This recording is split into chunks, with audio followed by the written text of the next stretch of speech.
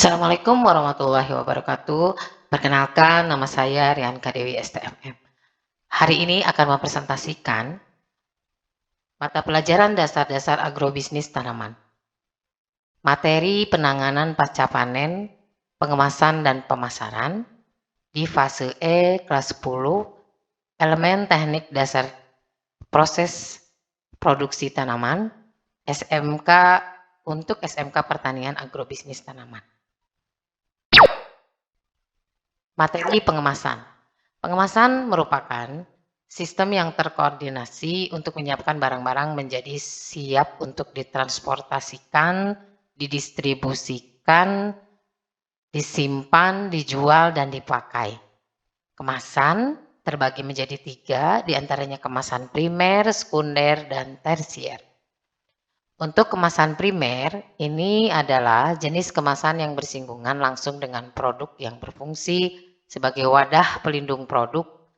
Contohnya, untuk kemasan primer ini adalah botol plastik, gelas plastik, botol pipet, stoples, kaca, kaleng, dan kotak karton.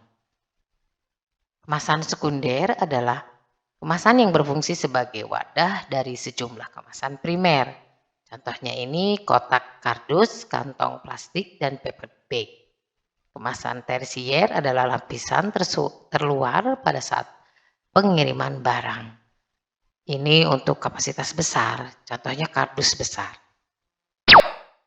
Fungsi kemasan produk serta manfaat hingga jenisnya di pasaran, yaitu sebagai identitas brand, mengawetkan dan melindungi produk, 3, memudahkan pendistribusian, 4, sebagai media promosi, 5, memberikan informasi, yang keenam meningkatkan efisiensi, 7, menjadi daya tarik produk, dan yang terakhir menawarkan nilai berbeda. Tujuan utama dari pengemasan ini adalah untuk melindungi sebuah produk pertanian yang ada di dalamnya, mencegah dan dari kerusakan, melindungi dari bahaya pencemaran atau dari bahaya fisik seperti benturan, gesekan, dan getar. Beberapa persyaratan umum dari bahan yang akan mengalami pengemasan adalah sebagai berikut. Di sini ada 5, yaitu yang pertama harus sudah bersih. Artinya bebas dari kotoran-kotoran yang melekat pada bagian-bagian yang tidak diinginkan, terutama pada sayuran biasanya ya. Kemudian yang kedua, bahan yang akan dikemas bebas dari serangga dan hama. Ketiga, bahan yang akan dikemas bebas dari bahan-bahan rusak. Jadi sebelumnya disortir dulu barang-barang, maksudnya bahan-bahan yang sudah sayuran yang sudah rusak dari yang masih bagus gitu. Kemudian 4, bahan yang akan dikemas sebaiknya bermutu prima, mengingat untuk pengemasan diperlukan biaya tambahan. Dan yang kelima, sebaiknya memiliki bentuk seragam agar mempermudah untuk pengemasan. Biasanya terpisah untuk grade 1, grade 2, nah ini beda harga biasanya untuk ditentukan ya. Kemudian beberapa sifat penting yang perlu dimiliki oleh kemasan makanan adalah sebagai berikut. Dapat menyimpan dan mempertahankan bau dan aroma makanan menggunakan kemasan khusus makanan. Food grade, yang ketika kemasan harus tepat guna, tidak hanya terlihat bagus saja, tetapi juga harus bermanfaat secara signifikan.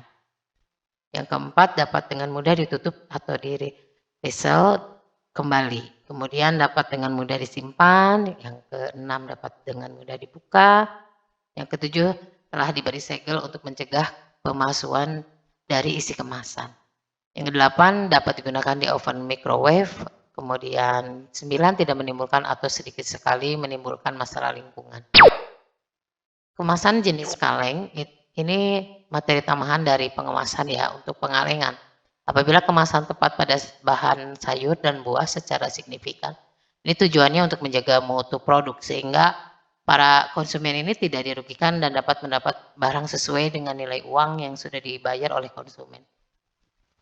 Untuk pengalengan, kemasan kaleng ini biasanya digunakan untuk pengalengan produk pertanian, terutama buah-buahan yang bernilai ekspor tinggi.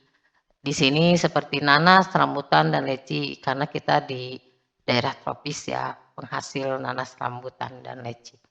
Fungsi pengalengan ini mampu meningkatkan nilai produk juga bisa menjangkau pemasaran yang lebih luas dan memastikan produk tersedia di sepanjang tahun.